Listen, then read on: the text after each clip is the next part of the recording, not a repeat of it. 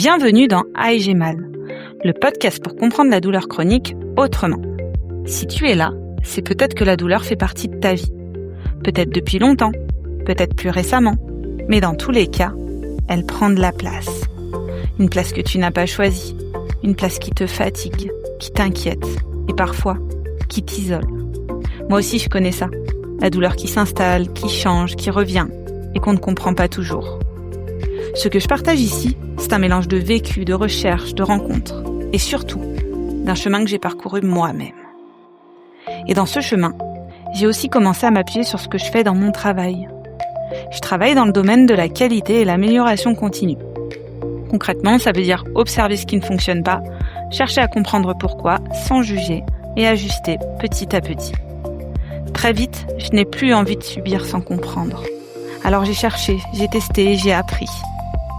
Si toi aussi tu cherches à comprendre ce que tu traverses et que tu sens qu'il manque une pièce à ton puzzle dans ce qu'on t'a expliqué, alors tu es au bon endroit. Je te souhaite une bonne écoute.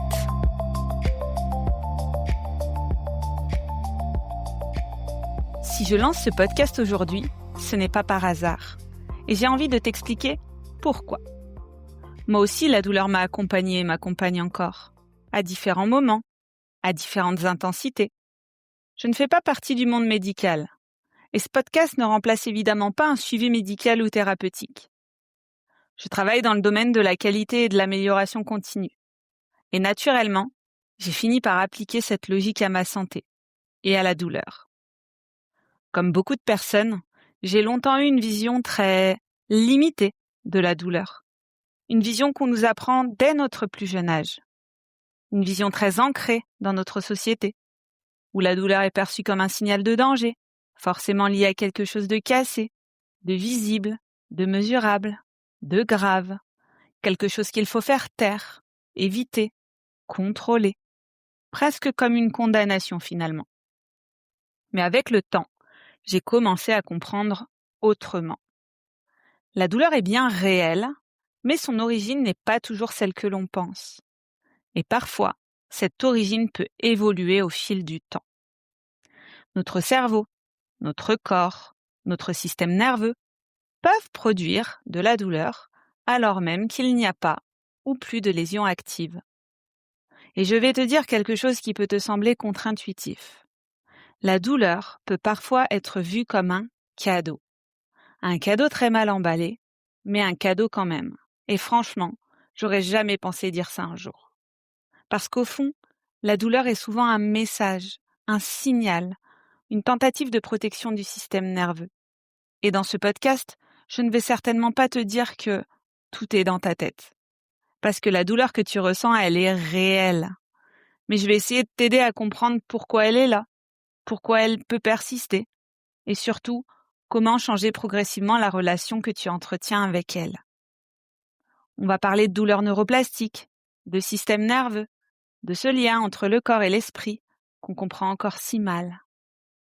Mais on va aussi parler de vécu, de ce que ça fait concrètement d'avoir mal, et de ce que ça change quand on commence à voir les choses autrement. Et je tiens aussi à préciser quelque chose d'important.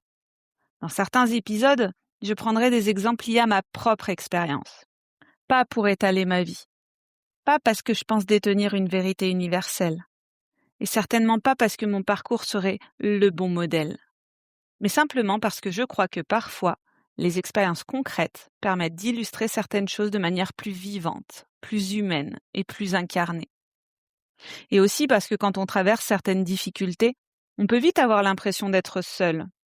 Alors, si certains morceaux de mon vécu peuvent aider quelqu'un à se sentir un peu moins isolé, je pense que cela a du sens. Mais je veux aussi que tu te sentes totalement libre ici.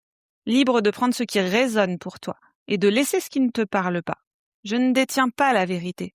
J'apporte surtout des pistes de réflexion, des compréhensions, des outils et des perspectives différentes autour de la douleur chronique, du système nerveux, du trauma, de l'anxiété, du corps.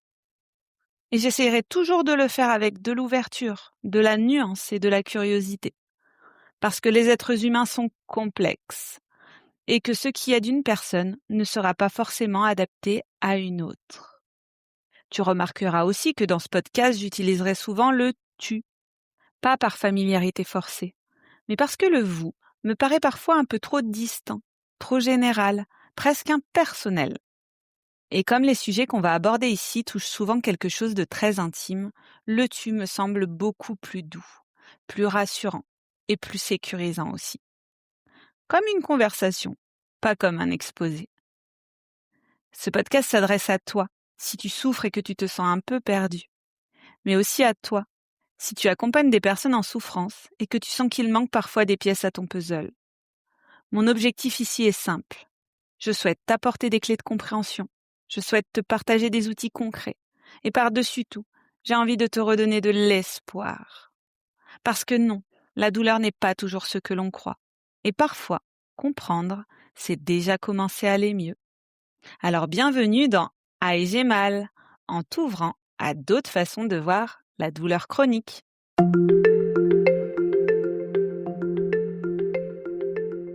Et si cet épisode t'a parlé, alors peut-être que quelque chose a déjà commencé à changer en toi. Parce que oui, un rapport plus apaisé avec la douleur est possible. Tu peux t'abonner et le partager autour de toi, comme un petit papillon qui viendrait se poser auprès de quelqu'un qui en a besoin. À très bientôt dans « Aïe, j'ai mal »